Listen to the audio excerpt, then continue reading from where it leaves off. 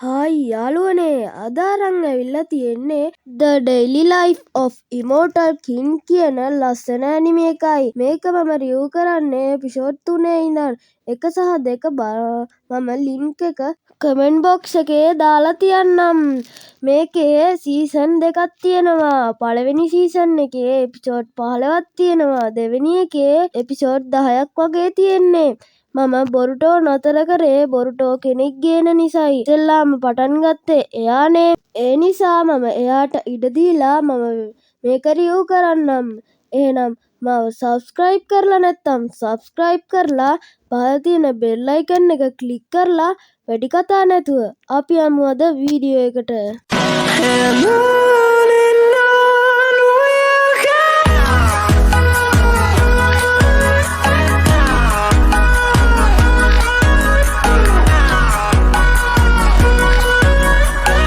Video එක පටන් ගද්දිම අපිට පෙන්නනවා ළමයින් දෙන්නෙක් කතා කර කර යනවා. ඒගොල්ලෝ කතා කරන්නේ ඒගොල්ලෝ මොකක්ද ගෙනාවේ කියලා. එක්කෙනෙක් විදුලියත් එක්ක තිරිඟු උණු කරන්න පුළුවන් උපකරණයක් ගෙනල්ලා. අනිත් එක්කෙනා පළතුරු සඳහා අංක 1 පළතුරු අයිෆර් එක්ස්පෙරිම උඳුන ගෙනල්ලා. ඊට පස්සේ මෙතනට චෙන්චාව් ලොකු බැරල් එකක් උස්සගෙන එනවා. මේක එයාගේ සීයාගෙලු. සීයා පාවිච්චි කරපු තඹ උඳුනක්ලු.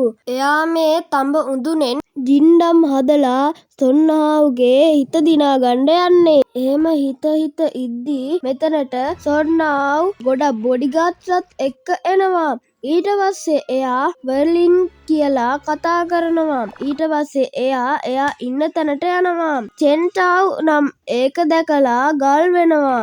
ඊට පස්සේ වැලින් දකිනවා සොන්නාව්ගේ ඔළුවේ නිල් පාට අකුරක් තියෙනවා. ඒක දැකපු වැලින් ආදර විදියට ගිහින් කොණ්ඩෙත් අතගාලා අර නිල් පාට අකුර විනාශ කරනවා. සොන්නාව්ගේ මූණත් රතු වෙලා ඒ වැඩේ හින්දා. ඊට පස්සේ අපිට පෙන්නනවා ප්‍රභූ පන්තියේ ඉන්න කට්ටිය. ෂෑන්ෂන් ගුරුතුමිය කියලා දෙනවා ප්ලීස් පිරිපාදුව හදන හැටි. ඊට පස්සේ හැමෝම ඒක හදන්න පටන් ගන්නවා. චෙන්චාව් නම් සීයාගේ තඹ උඳුන තමා භාවිතා කරන්නේ. සොන්නාව් එයාගේ පවුලට අයිති පිරිපහදු යන්ත්‍රයක් තමා භාවිතා කරන්නේ. වැල්ලීන් නම් අවන් එකක් භාවිතා කරනවා. ගුවෝහවෝ එයාගේ උඳුන එළියට ගද්දී ඒක රන්වන් පැහැයෙන් දිලිසෙනවා. පේන විදියට එයාගේ ඒ චූටි බඳුන සුවිශේෂී වගේ. ඊට පස්සේ මෙතනට ආපු ඩීමන් කින් කියනවා ඕක තඹ බඳුනක්නේ. පේන විදියට ඒක සුවිශේෂී බඳුනක් වගේ. ඊට පස්සේ එතන තිබ්බ චෙන්චාව්ගේ බඳුන පුපුරනවා. ඊට පස්සේ වෑන්ජීන් ගුරුතුමිය කියනවා මේකට අවධානය විතරක් යොදන්න. ඔයා අවධානය යෙදුවේ නෑ. ඔයා මේක හැදුව විදිය වැරදි. එහෙම කියද්දිම චෙන්චාව් මෙතනින් දුවනවා. ඊට පස්සේ ගුරුතුමිය හැමෝටම කියනවා මේක උණු වෙන්න තව ගොඩක් වෙලා තියෙන හින්දා අපි මෙතනින් යමු. ඊට පස්සේ චෙන්චාව් ධාවන මාර්ගයේ වේගයෙන් දුවනවා. එයාට මතක් වෙනවා මේ බඳුන තාත්තෙන් ගන්න තිබ්බ අමාරුව. ඔහොම ටික වෙලාවක් යද්දී ඩුවෝහෝව්ගේ බඳුන ඩීමන් කින් කන්න යන්නේ. හොඳ වෙලාවට එතනට වෑලින් එනවා. වෑලින් ඩීමන් කින්ට පහර දීලා ඒ බඳුන ගන්නවා. ඊට පස්සේ වැලින් ගුවෝහාවෝගේ උඳුන පිරිසිදු කරලා තියන්න යද්දී ගුවෝහාවෝ මේක දකිනවා. එයාගේ අතේ තිබ්බ තුවක්කුව දික් කරලා ඊට පස්සේ ගුවෝහාවෝ අහනවා ඔයා මේ මොකද්ද කරන්න යන්නේ? මගේ උඳුන හොරකම් කරන්න නේද ගියේ? ඊට පස්සේ අපිට පෙන්නනවා ආයෙමත් චෙන්චාව් දාන මාර්ගයේ දුව ඉන්නවා.